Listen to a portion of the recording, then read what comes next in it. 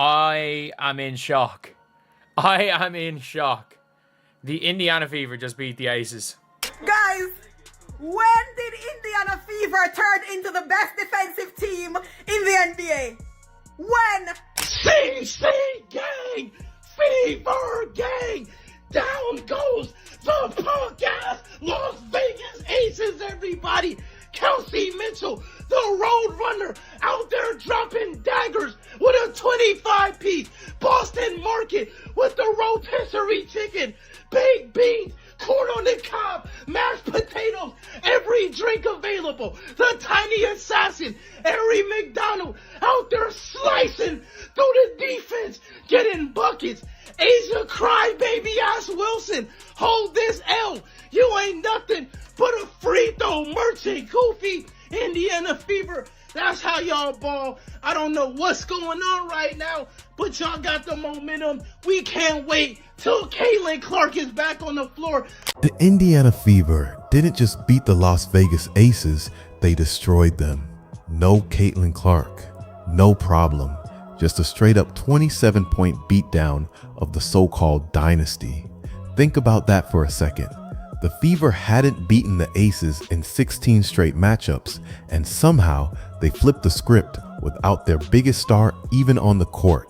If you're wondering when the last Fever win against Vegas was, let's just say it's been so long, your Facebook memories probably haven't even reached it yet. This was a big win for the Fever because the Aces were the only team that they had not won at least one game to last season, meaning the Aces swept the Fever last season. They actually haven't won a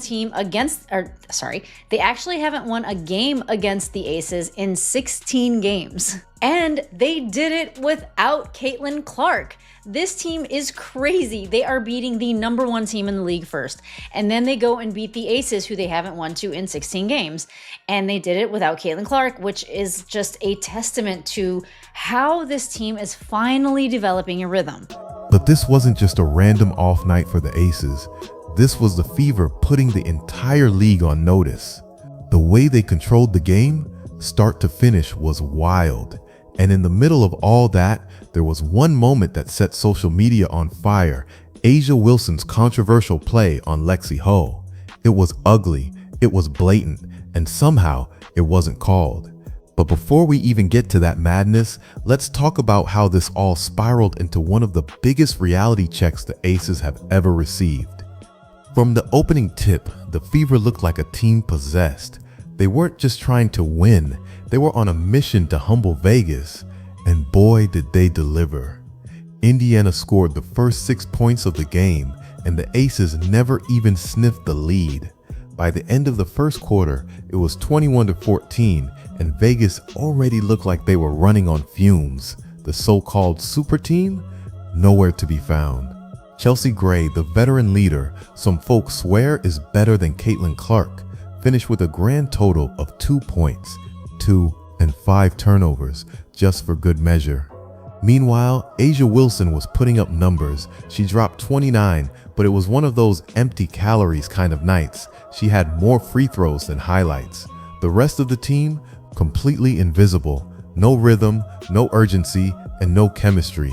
It wasn't just a bad night for the Aces, it was a flat-out embarrassment. You'd think the defending champs would have some pride, but instead, they looked like they forgot how to hoop.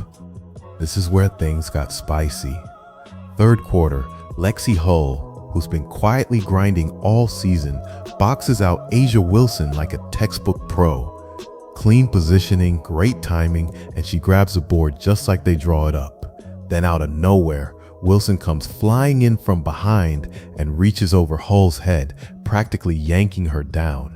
Any fan who's watched basketball for more than 5 minutes knows that's an over-the-back foul, but the refs, they looked at that mess and called a jump ball. A jump ball? Like they both had equal positioning. The crowd was confused. The announcers were stumbling for words. Even Fever coach Stephanie White looked like she wanted to throw her clipboard into the 12th row. And honestly, who could blame her? This wasn't just a missed call, it felt like a straight up gift to Wilson. And it's not the first time either. At this point, some fans are calling her Whistle Wilson because if she breathes near the paint, she's headed to the line. I got a nickname for Asia Wilson, guys. You know what it is? Whistle Wilson. Because this lady's always getting whistles. She's the person with the special whistle, guys. Every freaking time. And then she goes to the free throw line. Freaking free throw merchant. I think she's related to SGA. But anyway, she's not playing that great. But instead of folding after the call, the Fever did something way better. They turned up the heat. Bad calls can break a team, but not this one. The Fever didn't cry about it. They didn't mope. They responded with fire. Right after that wild jump ball call, Indiana went nuclear. The defense clamped down, the ball movement got slick, and you could feel the energy shift in the building. Like I said, the referees were starting to get on the side of the Aces. They were trying to wheel the Aces back in, and Sophie Lexi stepped in and sort of killed it. Kelsey Mitchell never took her foot off the gas tonight. Kelsey Mitchell was slicing defenders, Aaliyah Boston was bullying the paint, and Natasha Howard was out there looking like she just activated a secret cheat code. By the time the third quarter wrapped, it wasn't even a game anymore. It was a public execution on national TV. And shout out to head coach Stephanie White for matching the intensity. She was already heated, but with 5:35 left in the game, she lost it on the refs. Got hit with a tech, and you know who loved it? Caitlin Clark.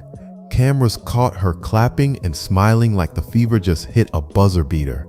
That sideline was alive. The Aces looked like they just wanted to go home. Indiana didn't just survive the drama, they used it as fuel, and what came next was pure domination. Let's break this down in black and white. The Aces didn't just lose, they got cooked. In the fourth quarter, Vegas scored 7 points. That's not a typo, 7 in an entire professional basketball quarter. That's YMCA gym level offense. Meanwhile, the Fever were clicking like a well-oiled machine. They finished the game shooting over 50% while holding Vegas to a brutal 26% from the field. That's their worst shooting night of the season. Asia Wilson had 29 points, but she shot 9 for 18 and lived at the free throw line, 13 attempts to be exact.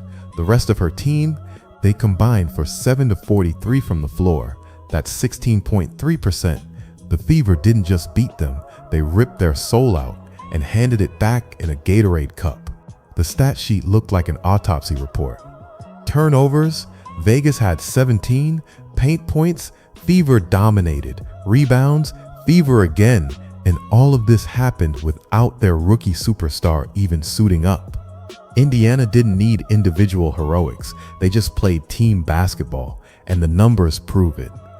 This game wasn't just about who scored the most, it was about who showed up when it mattered.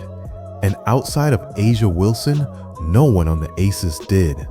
Chelsea Gray, a veteran and supposed floor general, she dropped 2 points, not in the first 5 minutes the whole game. Oh, and let's not forget the 5 turnovers she sprinkled on top. Meanwhile, Caitlin Clark was out injured and still managed to have more impact from the bench. She was hyping her squad, calling out defensive rotations, and bringing energy every time the Fever made a play. That's leadership, that's presence. That's what a star is supposed to do, even off the court. On the other side, Indiana's squad looked like a synchronized unit. Kelsey Mitchell was locked in with 25 points and 6 dimes. Aaliyah Boston bullied the Aces down low with 20 and 7. Natasha Howard dropped a double-double and played like she'd been waiting years for this moment. This wasn't a one-woman show. It was a symphony, and every player hit the right note. Vegas had names, Indiana had chemistry, and that made all the difference. You could feel it in the way they played. This wasn't just another regular season game for Indiana. It was a grudge match, a vendetta. A 16-game losing streak to the Aces had been hanging over their heads for years, and the Fever came in ready to bury it. They weren't intimidated by the banners or the big names. They were flat out tired of being the team that always came up short, and it showed. On defense, they were relentless, forcing 17 turnovers and clogging up every lane like their lives depended on it. The Aces tried to make a run here and there, but the Fever snuffed it out every time. Whether it was Sophie Cunningham hitting a clutch steal or Lexi Hull hustling through contact, this squad was playing with a chip on their shoulder the size of the Strip. They even held Vegas to just 24 points in the first half. 24. That's not even enough to get you through a bad first quarter in most games. The Fever weren't just playing defense, they were making a statement. The Aces had tormented them for too long. This time Indiana punched back. Forget the whistles, forget the history, forget the hype. The Indiana Fever just flipped the script on the entire WNBA. No Caitlin Clark? No problem. The Fever didn't just survive without her, they thrived. They out-hustled, outshot, and out-coached the defending champs in every possible way. Asia Wilson can keep getting all the whistles, all the free throws, and all the attention, but when team basketball shows up, solo stats don't mean a thing. The Aces looked like they'd never played together before. Meanwhile, Indiana looked like a team on a mission, the kind of mission that ends in a playoff run. And let's be real, this wasn't just a win, this was a warning. The Fever have chemistry, they've got defense, and they've finally got belief. So go ahead, leave your hot takes in the comments. Do you still think Vegas runs the league? Or did Indiana just make their case as the new top dogs? Either way, hit that like button, drop your take below, and don't forget to subscribe and ring that bell unless you're the Aces, in which case you've already missed your shot.